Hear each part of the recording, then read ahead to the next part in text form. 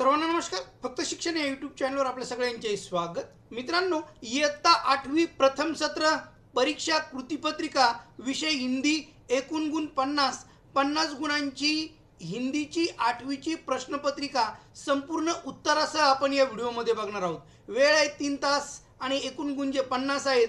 ही सर्व प्रश्नपत्रिका जी तयार केली मित्रांनो, ही अध्ययन निष्पत्तीवर आधारित तयार केली. ही संपूर्ण प्रश्नपत्रिका आपण बघूया. आपण मागच्या 2 वर्षापासून तयार करतो. आपल्या खूप मोठ्या प्रमाणावर शिक्षक बंधू भगिनींचा प्रतिसाद मिळतो म्हणून आपण यावर्षी देखील तयार केली. तर चला आपण प्रत्यक्षात बघूया. तत्पूर्वी माझी आपणास नम्र विनंती आहे, माझ्या फक्त शिक्षण यूट्यूब चॅनलला जर सबस्क्राईब केलं नसेल तर सबस्क्राईब करा, नोटिफिकेशन ऑन करा, म्हणजे माझे नवनवीन व्हिडिओ तुम्हाला सहज मिळत जातील. पहिला प्रश्न आहे मित्रांनो, प्रश्न पहिला विभाग गद्य 16 अंक के लिए. प्रश्न पहला, निम्नलिखित परिच्छेद पढ़कर सूचना के अनुसार कृतियां कीजिए. कौन सा परिच्छेद है? पहले परिच्छेद देखते हैं. परिच्छेद है, नौकरी की बात कही परंतु मैं घर से निकल पड़ा. यहाँ से लेकर नाटकों में भाग भी लिया करता था, यहाँ तक ये परिच्छेद है. और उस पर पहला प्रश्न है, सांजाल पूर्ण करो. 2 अंक के लिए लेखक के जीवन की घटनाएं. लेखक के जीवन की घटनाएं और कौन सी घटनाएं घड़ी है, साल दिए और लेखक के जीवन की घटनाएं यहाँ दी है. 1921 में गांधी जी के असहयोग आंदोलन में भाग, 25 में इंटर की परीक्षा उत्तीर्ण, 26 में विवाह और 30 में कबीर का रहस्यवाद पुस्तक लिखा. ये घटनाएं और ये साल है. दूसरा प्रश्न है, इस परिच्छेद पर सांजाल पूर्ण करो. गृहस्थ जीवन में इनसे प्रेम हुआ. किनसे प्रेम हुआ गृहस्थ जीवन में? तो गृहस्थ जीवन में सात्विकता और नैतिकता, इनसे प्रेम हुआ. सही विकल्प चुनकर लिखिए. काम, देश, विवाह, कविता. सर्वप्रथम मैंने सत्य एवं डैश डैश के लिए विद्रोह किया और मैंने देश प्रेम पर एक डैश डैश लिखी. इसका आंसर सही है. सर्वप्रथम मैंने सत्य पर देश के लिए विद्रोह लिखा, यो देश के लिए विद्रोह लिखा और मैंने देश प्रेम पर एक कविता लिखी. उचित घटनाक्रम लगाकर वाक्य फिर से लिखिए. प्रयाग विश्वविद्यालय में प्रवेश ले लिया. सात्विकता एवं नैतिकता से प्रेम हो गया. गांधी जी का आदेश मानना था और विवाह हो गया. तो ये जो सही क्रम है, उचित क्रम है, ये गांधी जी का आदेश मानना था, प्रयाग विश्वविद्यालय में प्रवेश लिया गया, विवाह हो गया और सात्विकता एवं नैतिकता से प्रेम हो गया. ओके. प्रश्न पहला आ, निम्नलिखित परिच्छेद पढ़कर सूचना के अनुसार कृति कीजिए. कौन सा परिच्छेद है ये देखते हैं. छोटी से छोटी बात भी उनके लिए महत्वपूर्ण हुआ करती थी. यहाँ से लेकर ये परिच्छेद है, मैं हूँ पेरिस में सुजाता की चिंता करने के लिए. ओके. यहाँ तक ये परिच्छेद. और इस पर पहला प्रश्न है, परिच्छेद में उल्लेखित राजा साहब की स्वभावगत 2 विशेषताएं.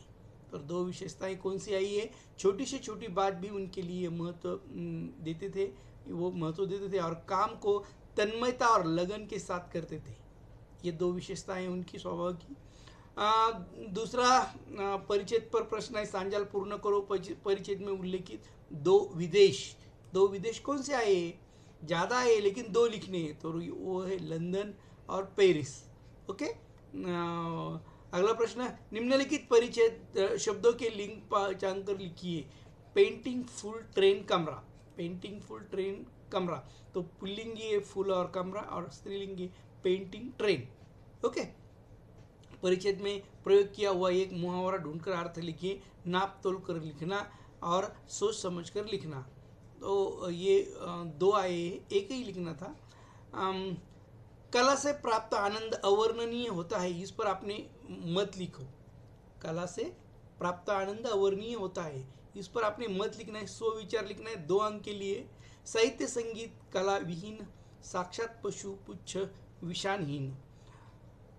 भर्तृहरि का यह श्लोक मानव जीवन से कला के महत्व पर प्रकाश डालता है. सच है, कला ही जीवन है. मानव जीवन के सर्वांगीण विकास के लिए कला अवश्य है. यह हमारी मानसिक शक्तियों का भी विकास करता है. हमारी भारतीय संस्कृति में नर नारी पशु पक्षी प्रकृति आदि के चित्र अपनी मंगल कामना के लिए त्यौहार में बनाते हैं. हम उत्सव में आंगन में रंगोलियाँ भी बनाते हैं. कला ने मानव जाति को नई नई राह दिखाई है. कभी साहित्य के माध्यम से, तो कभी सिनेमा के रूप से, कभी चित्र कला के माध्यम से. इसलिए कहते हैं कि कला से प्राप्त आनंद अवर्णनीय है.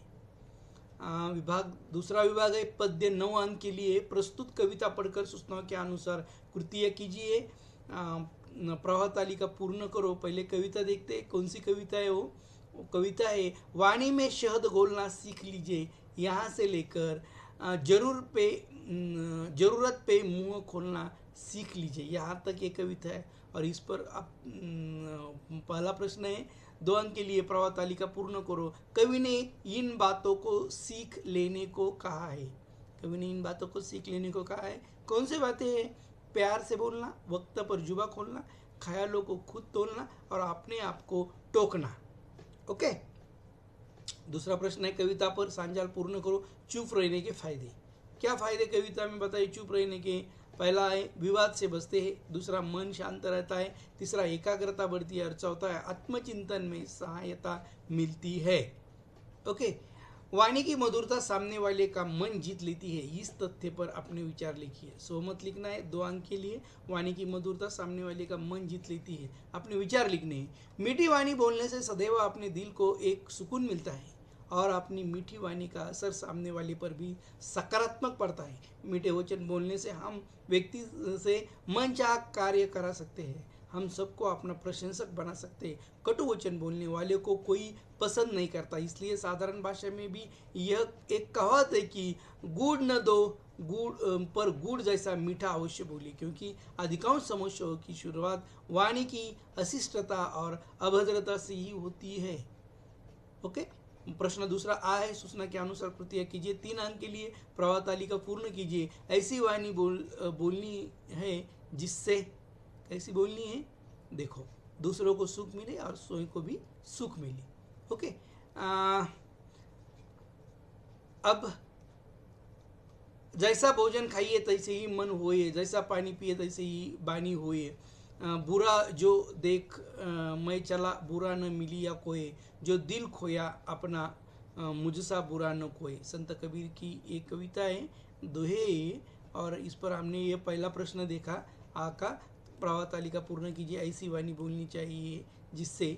और इस पर दूसरा प्रश्न है कविता में इस अर्थ में आए शब्द लिखो। ठंडा और कोई।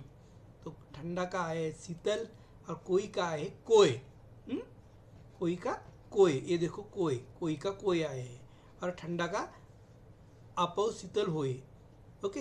ये शीतल यहाँ पर भी आया, औरन को शीतल करे आपो शीतल होए, म्हणजे दूसरों को भी शीतल करे, ठंडा करे और आप भी ठंडा हो जाए। ओके। विभाग 3 है व्याकरण। 10 अंक के लिए। सूचना के अनुसार कृतियाँ कीजिए। समानार्थी शब्द लिखिए। आलम पाशवी। आलम का अर्थ है दुनिया, समानार्थी शब्द पाशवी का पशुवत। निम्न विराम चिन्हों के नाम लिखकर उनका वाक्य में प्रयोग करो। विराम चिन्ह दिए, 2 विराम चिन्ह दिए हैं और पहला है प्रश्नार्थक चिन्ह और प्रश्नार्थक चिन्ह वाक्य में उपयोग करना है। महाराष्ट्र में कितने जिले हैं? प्रश्नार्थक चिन्ह, महाराष्ट्र में कितने जिले हैं? और ये जो दूसरा है, दूसरा वाक्य विस्मयादि बोधक चिन्ह है, जिसे मराठी में उद्गारवाचक चिन्ह कहते हैं, ये वाला। और इस पर वाक्य तैयार करना है। आप कितनी सुंदर है। आप कितनी सुंदर है। यस। उपसर्ग प्रत्यय अलग करके मूल शब्द लिखो। भारतीय व्यक्तित्व स्नेहिल और सुयोग। भारतीय भारत व्यक्तित्व व्यक्ति स्नेहिल स्नेह और सुयोग का योग। निम्नलिखित समोच्चारित भिन्नार्थ हिंदी शब्दों का अर्थ लिखो तथा उन शब्द का अलग अलग पूर्ण वाक्य में प्रयोग करो। सुमन। सुमन, सुमन का अर्थ है फूल, विचारवान। वाक्य बगीचे में फूल खिले हैं, पुरानी पीढ़ी बहुत विचारवान थी। ऐसे हम अलग अलग शब्दों को वाक्य में प्रयोग कर सकते हैं।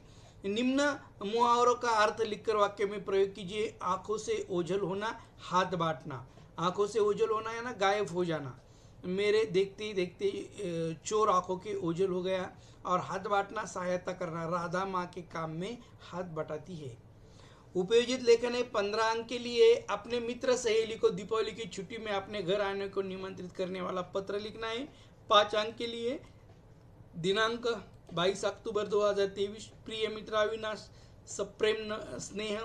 मैं यहाँ बहुत मज़े से हूँ और आशा करता हूँ कि तुम भी मज़े में होंगे। अभी पिछली दिवाली में मैं तुम्हारे घर आया था और मैंने अपनी दिवाली की छुट्टियाँ तुम्हारे घर पर ही बिताई थी। सच मैं वो पल आज भी याद मुझे आते हैं। तुम्हारे संग दिवाली की छुट्टियों पर बिताने गए वो दिन अविस्मरणीय है। मैं उन पलों की पुनरावृत्ति करना चाहता हूँ, बस जगह अलग होगी। इस बार तुम्हारा घर नहीं बल्कि मेरा घर होगा। मैं इस दिवाली पर अपने घर पर आमंत्रित करता हूँ।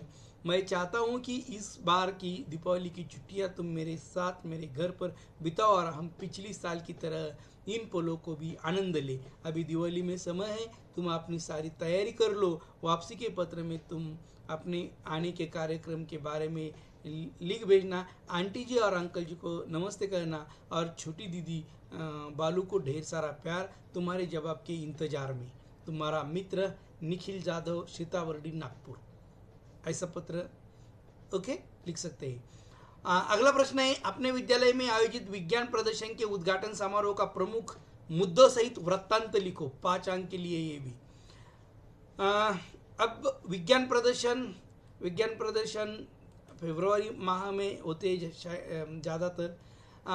दिनांक 28 फरवरी 2023 नागपुर। राष्ट्रीय विज्ञान दिन के अवसर पर जिजाऊ विद्यालय नागपुर में विज्ञान प्रदर्शन का आयोजन किया गया था। इस अवसर पर प्रमुख अतिथि के रूप में सुप्रसिद्ध वैज्ञानिक श्रीमान राजुरेश्वर गाडेकर जी उपस्थित थे। सुबह 11 बजे कार्यक्रम का आयोजन किया गया था। विद्यालय के विद्यार्थी प्रमुख अमोल हिसनकर ने पुष्पगुच्छ देकर मुख्य अतिथि महोदय जी का स्वागत किया था। स्कूल प्राचार्य श्रीमती शोभा जोशी ने विज्ञान प्रदर्शन के अवसर पर सभी को उद्बोधित करते हुए कहा था कि विज्ञान के बिना मानव जीवन शून्य है। अतिथि महोदय जी ने भी अपने वक्तव्य में विज्ञान का महत्व बताया। अतिथि महोदय ने बताया उन्होंने छात्रों को विज्ञान के प्रति प्रेरित एवं आकर्षित होकर वैज्ञानिक उपलब्धता पाने के लिए अग्रसर होना है, इस तथ्य से अवगत कराया। विद्यालय की छात्राओं ने विज्ञान पर आधारित नाटिका प्रस्तुत कर सभी को मंत्रमुग्ध कर दिया था। कक्षा 8वीं के छात्रों ने विज्ञान प्रश्नोत्तरी संगोष्ठी आयोजित कर सभी को विज्ञान के प्रति आकर्षित किया। अंत में विद्यालय के उप प्राचार्य जी ने इस अवसर पर उपस्थित सभी की हार्दिक बधाई देते हुए धन्यवाद ज्ञापन किया। अगला प्रश्न है 7वां, निम्नलिखित एक विषय पर निबंध लिखो। यातायात की समस्या एवं उपाय। यदि मैं भारत का प्रधानमंत्री होता, सड़क सुरक्षा इस पर हम निबंध देखेंगे। मनुष्य ने अपने जीवन में हर क्षेत्र में उन्नति की है। मनुष्य को अपने दैनिक कार्य जैसे दफ्तर, स्कूल, कॉलेज, अस्पताल इत्यादि गंतव्य स्थान तक पहुंचने के लिए यातायात के साधनों की आवश्यकता होती है। सड़क सुरक्षा बहुत ही जरूरी है। आए दिन सड़क हादसे में कई परिवार और लोगों की जानें चली जा रही है। रोड हादसे में लोगों की जान जाती है या वह बुरी तरह से घायल हो जाते हैं। सड़कों पर हादसों को रोकने के लिए जरूरी नियम बनाए गए हैं और इसी को सड़क सुरक्षा कहा गया है। सड़कों पर पैदल चलने वाले और गाड़ी चलाने वाले लोगों को सड़क के नियम का पालन करना चाहिए। चलने के लिए हरदम फुटपाथ का इस्तेमाल करना चाहिए। लोगों को अपना सड़क पार करने के लिए जेब्रा क्रॉसिंग और ओवरब्रिज का उपयोग करना चाहिए। कई बार एक गाड़ी दूसरे गाड़ियों को ओवरटेक करने के चक्कर में दुर्घटनाओं का जन्म देती है। जब भी गाड़ी को आगे बढ़ाना हो या कोई रास्ते के सामने आ रहा हो तो हॉर्न देकर उसे सचेत करना चाहिए। वाहन को हमेशा सावधानी से मोड़ना या घुमाना चाहिए। इसके लिए संकेत देना चाहिए ताकि दूसरे वाहन और चालक, पैदल यात्री समझ सके। कई लोग गाड़ी चलाते समय मोबाइल फ़ोन पर बात करते हैं, इससे उनका ध्यान गाड़ी से हट जाता है और इस वजह से भयंकर सड़क हादसे भी हो जाते हैं। अगर वाहन चलाते समय लोगों ने इसे अनदेखा किया तो भयंकर हादसे हो जाते हैं। सड़क पर सावधानी से वाहन चलाना हम सभी की जिम्मेदारी है। मित्रों, और नए वीडियो में फिर से मिलेंगे, तब तक के लिए धन्यवाद।